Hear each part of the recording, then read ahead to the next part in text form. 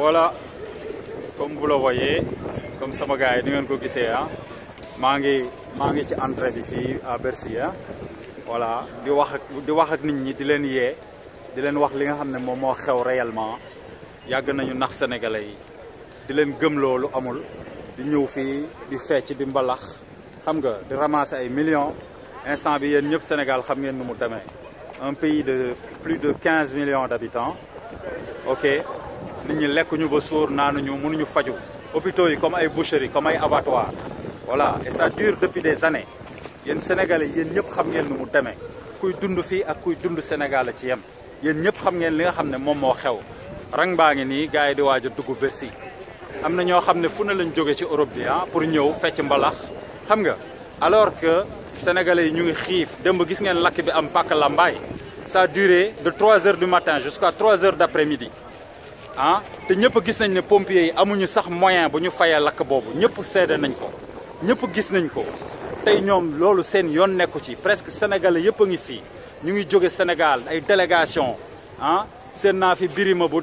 jàkkaarloo bi ñooñu ñëpp ñëw voyage fay ay millions pour ñëw fii pour fecc mbalax di ñu gëmloo ne ñoom ñoo bëgg Sénégal non non non ñi bëgg Sénégal mooy ñi nga xam ne dañu ñëw pour dénoncer loolu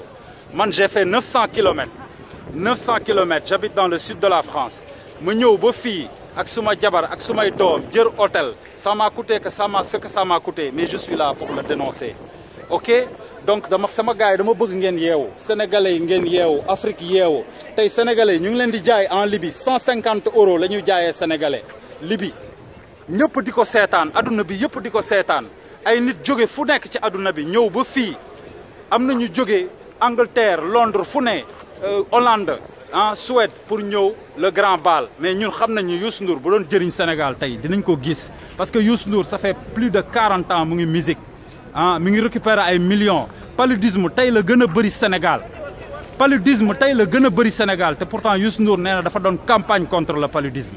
mais est-ce que loolu mën na nekk ah Youssou Ndour télé la yor média la yor mais est-ce que Youssou Ndour mi ngi dénoncer réellement li nga xam ne moom moo am Libye suñuy frère suñuy sœur ñoo fay dem ñu leen di rey di leen jaay di jël seen organe di ko jaay ok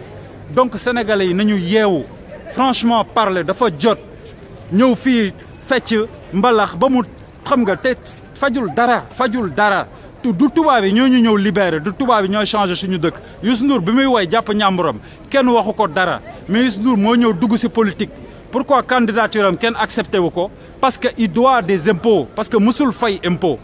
loolu moo tax candidature am présidentielle kenn accepté wu ko loolu moo tax mu xeex Abdoulaye Wade ba pourtant man je suis pas pour Abdoulaye Wade ñun ñëpp a ko xeex pour mu jóge fii li mu doon dénoncer tey le pire la Macky Sall di def Macky Sall mi ngi def pire que ce que faisait Abdoulaye Wade et pourtant sénégalais yi ñu ngi koy cautionner Youssou Ndour tey moo nekk na fi ministre du tourisme ana tourisme Sénégal fan la yem fan la dem qu'on se dise la vérité qu'on se voile pas la face nekk na ministre de la culture ok jóge foofu nekk ministre conseiller mais lan la jëriñ sénégalais yi lan